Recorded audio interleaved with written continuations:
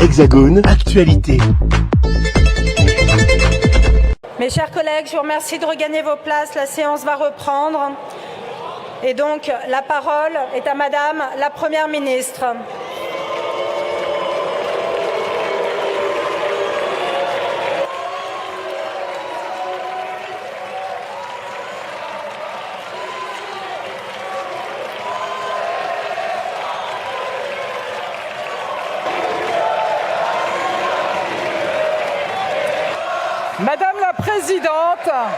Madame la Présidente de la Commission des Affaires sociales, Madame la Rapporteure générale, Mesdames et Messieurs les rapporteurs, Mesdames et Messieurs les députés, en engageant la responsabilité de son gouvernement le 15 novembre 1990, lors du débat sur la création de la contribution sociale généralisée, Michel Rocard avait eu ces mots. Dans un scrutin où chacun voterait selon sa conscience, permettez-moi de dire que je suis sûr que ces dispositions réuniraient une majorité, peut-être même une large majorité. Ces mots, aujourd'hui, je les fais miens, et j'ajoute que si chacun votait selon sa conscience et en cohérence avec ses prises de position passées, nous n'en serions pas là cet après-midi.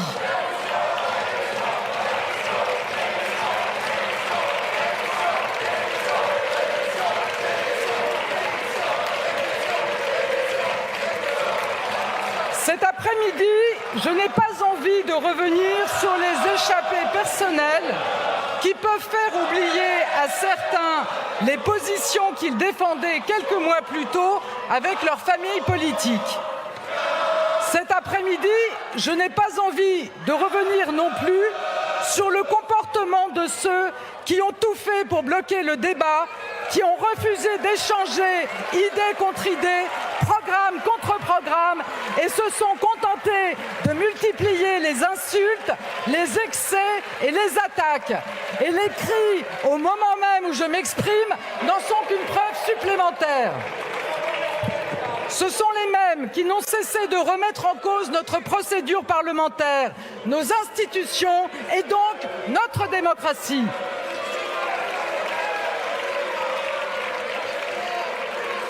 Enfin, cet après-midi, je n'ai pas envie de revenir sur le mutisme de ceux à l'extrême droite de cet hémicycle qui sont restés tapis dans l'ombre tout au long des débats, qui ont préféré se taire, profitant en silence des outrances des uns et des revirements des autres.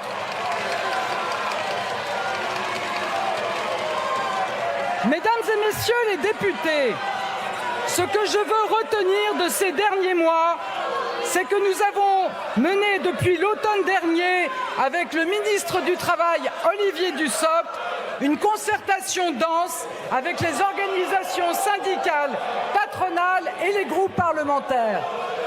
Ce que je retiens de ces dernières semaines, c'est que nous nous sommes donné les moyens de la discussion et que vous avez passé plus de temps de débat sur cette réforme des retraites que sur chacune des deux précédentes.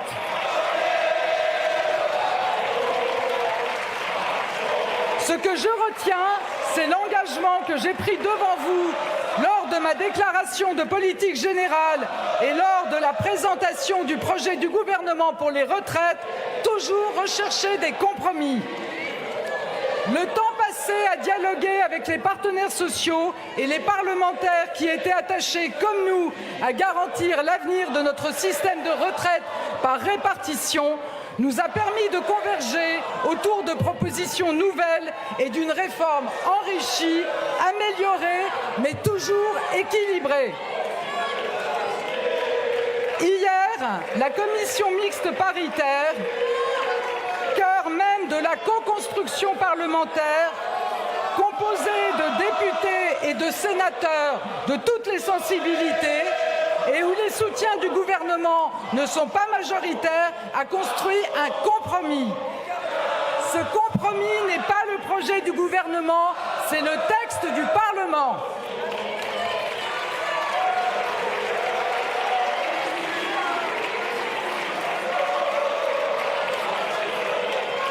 Ce compromis, je n'en partageais pas tous les points, mais c'est le vôtre, enrichi de propositions de la majorité et des oppositions des deux assemblées et adopté au Sénat ce matin. Et le texte du Parlement, que contient-il ? Ça n'est pas un compromis tiède, au contraire.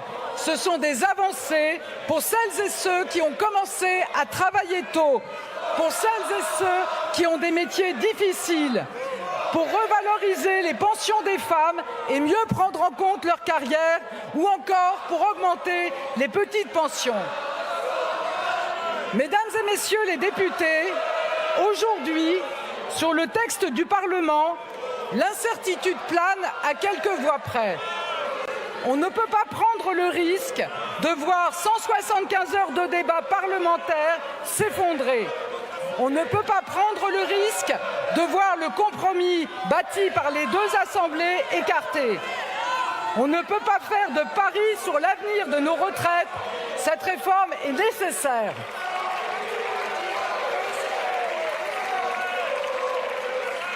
Aussi, parce que je suis attachée à notre modèle social et parce que je crois dans la démocratie parlementaire, c'est sur votre réforme, sur le texte du Parlement, fruit d'un compromis entre les deux assemblées, que je suis prête à engager ma responsabilité.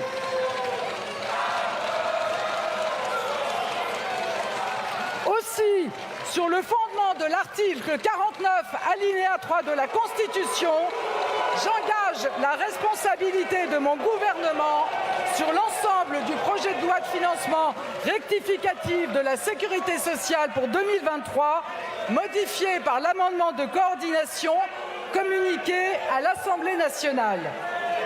Dans quelques jours, je n'en doute pas, à l'engagement de la responsabilité du gouvernement répondront une ou plusieurs motions de censure. Un vote aura donc bien lieu comme il se doit. Et c'est donc la démocratie parlementaire qui aura le dernier mot. Madame la Première ministre, je vous remercie.